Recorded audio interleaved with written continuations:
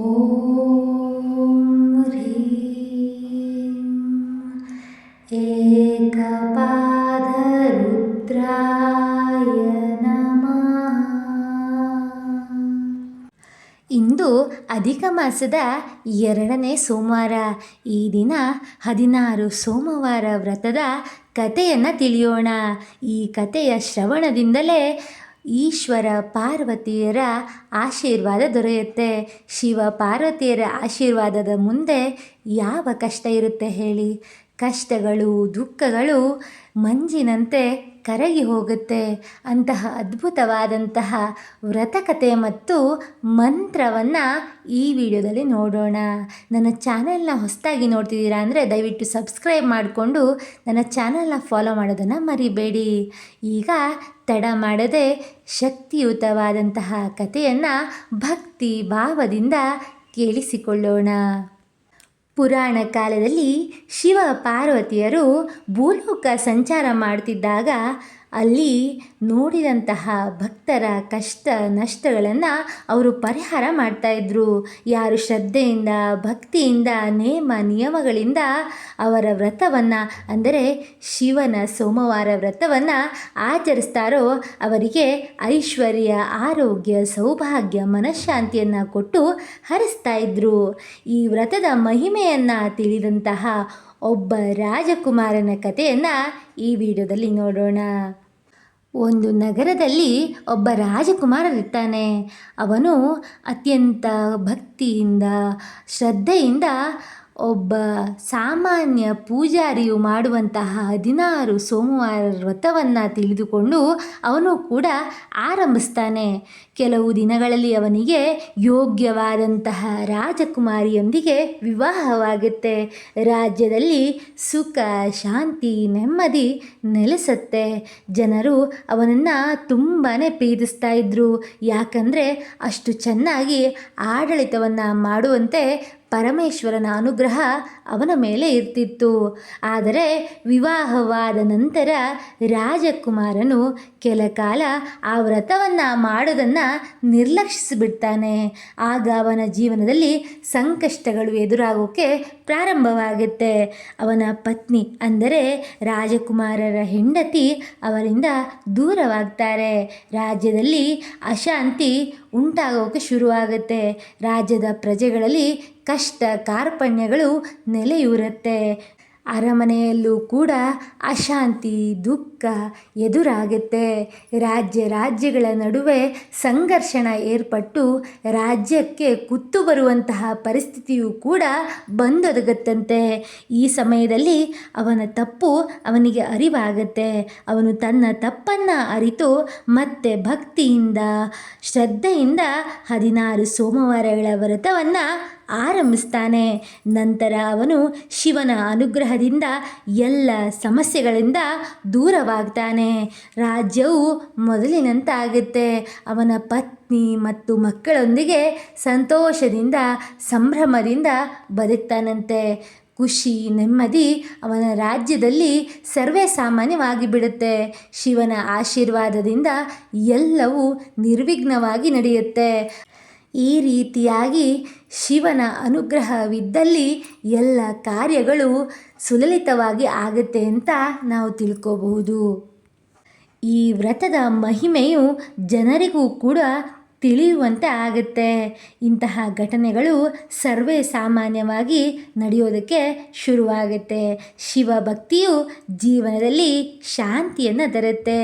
ನಿಯಮ ಮತ್ತು ನಂಬಿಕೆಯಿಂದ ಮಾಡಿದರೆ ಎಲ್ಲವೂ ಸಾಧ್ಯವಾಗುತ್ತೆ. ಅಹಂಕಾರ, ಅಸತ್ಯ ಮತ್ತು ಅಪ್ರಾಮಾಣಿಕತೆಯನ್ನು ತೋರಿದರೆ ಅದು ದುಃಖವನ್ನು ನಮಗೆ ತಂದೊಡ್ಡುತ್ತೆ ಅಂತ ಈ ಕಥೆಯು ನಮಗೆ ತಿಳಿಸುತ್ತೆ. ಭಕ್ತಿಯಿಂದ ಮಾಡಿದ ವ್ರತಕ್ಕೆ ಶಿವನು ಖಂಡಿತವಾಗಿಯೂ ಫಲವನ್ನು ಕೊಡ್ತಾನೆ ಅಂತ ಕೂಡ ಹೇಳಬಹುದು. ಈಗ ಭಕ್ತಿ ಭಾವದಿಂದ ಕಥೆಯನ್ನು ಕೇಳಿಯಾಯಿತು.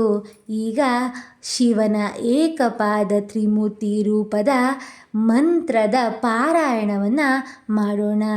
ಈ ಮಂತ್ರವನ್ನು 108 ಬಾರಿ ದಿನಾಲು ಸಾಯಂಕಾಲ ಜಪಿಸೋದ್ರಿಂದ ಶಿವನ ಅನುಗ್ರಹ ನಮ್ಮ ಮೇಲೆ ಬಂದೊದಗುತ್ತೆ. ಹಾಗಾಗಿ ಭಕ್ತಿಯಿಂದ ಕೇಳಿಸಿಕೊಳ್ಳೋಣ. ಸಾಧ್ಯವಾದರೆ ನನ್ನ ಜೊತೆ ನೀವು ಕೂಡ ಈ ಮಂತ್ರವನ್ನು ಸ್ತುತಿಸಿ. ಓಂ ಹ್ರೀಂ ಏಕಪಾದ ರುದ್ರಾಯ ನಮಃ. ಓಂ ಹ್ರೀಂ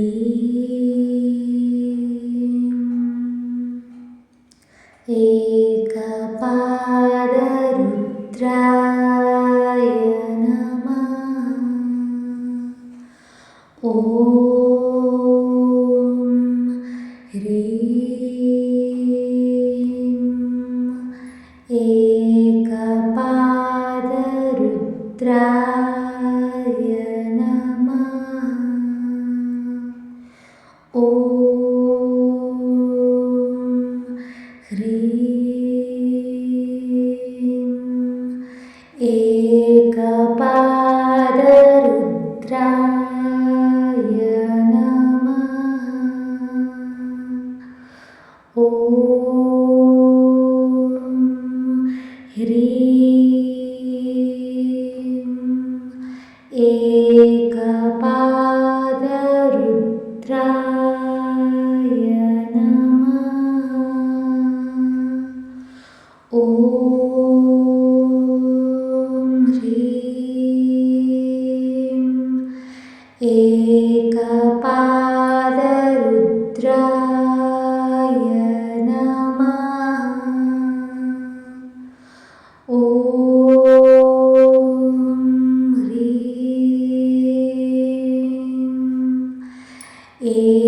ಏಕಪಾದ ರುದ್ರಾಯ ನಮಃ. ಓಂ ಹ್ರೀಂ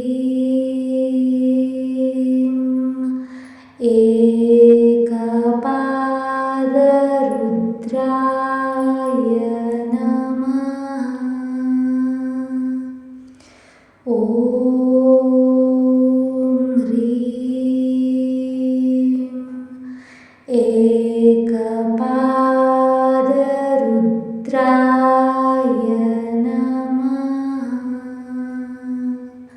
ನಮಃ. ಓಂ ಹ್ರೀಂ ಏಕಪಾದ ರುದ್ರಾಯ ನಮಃ. ಓಂ ಹ್ರೀಂ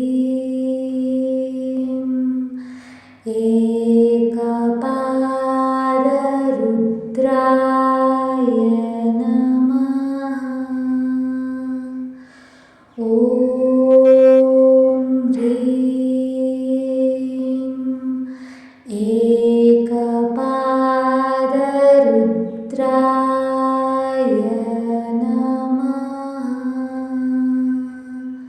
ಓಂ ಹ್ರೀಂ ಏಕಪಾದ ರುದ್ರಾಯ ನಮಃ. ಓಂ ಹ್ರೀಂ ಏಕಪಾದ ರುದ್ರಾಯ ನಮಃ. ಓಂ ಹ್ರೀಂ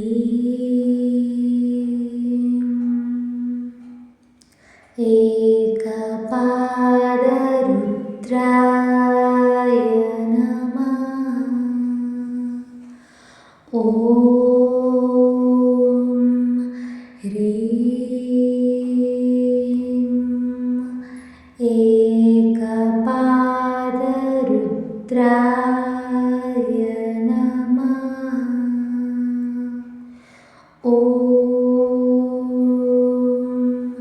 ಹ್ರೀಂ ಏಕಪಾದ ರುದ್ರಾಯ ನಮಃ.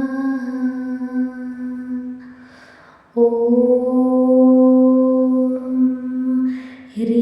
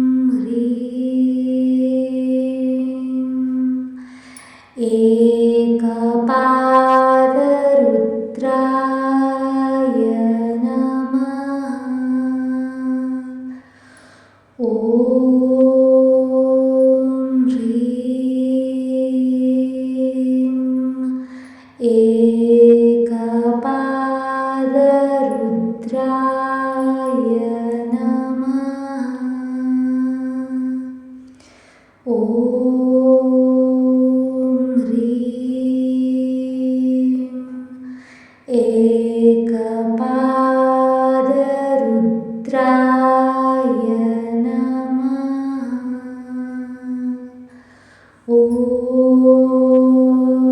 ह्रीं एकपादरुद्राय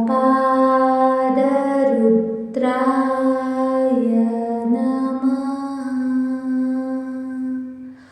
ॐ ह्रीं एकपादरुद्राय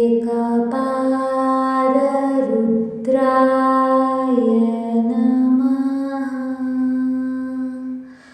ॐ ह्रीं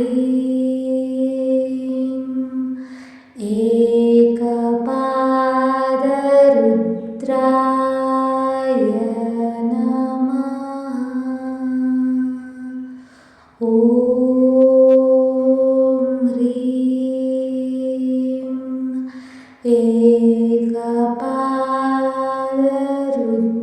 एकपादरुद्राय नमः।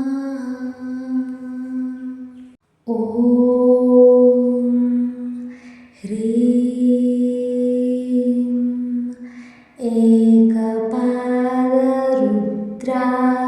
एकपादरुद्राय नमः। ॐ ह्रीं एकपादरुद्राय नमः।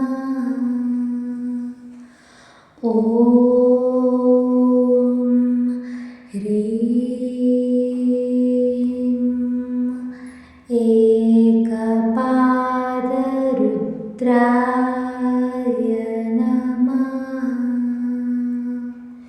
ॐ ह्रीं एकपादरुद्राय नमः। ॐ ह्रीं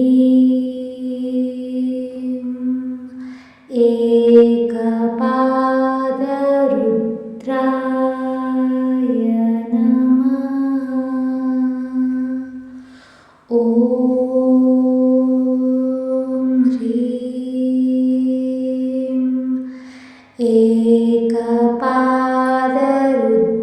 एकपादरुद्राय नमः। ॐ ह्रीं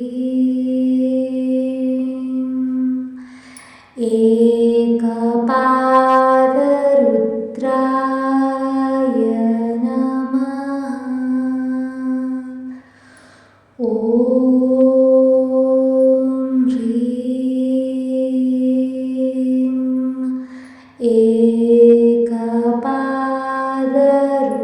एकपादरुद्राय नमः। ॐ ह्रीं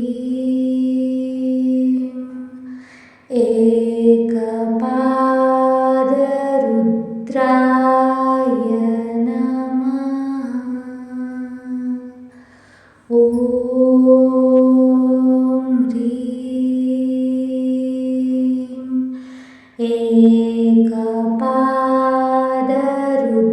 एकपादरुद्राय नमः।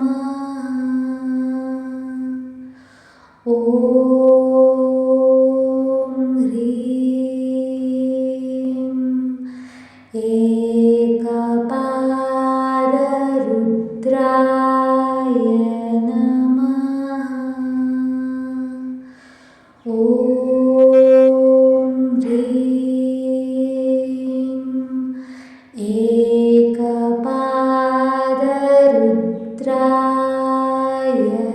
नमः।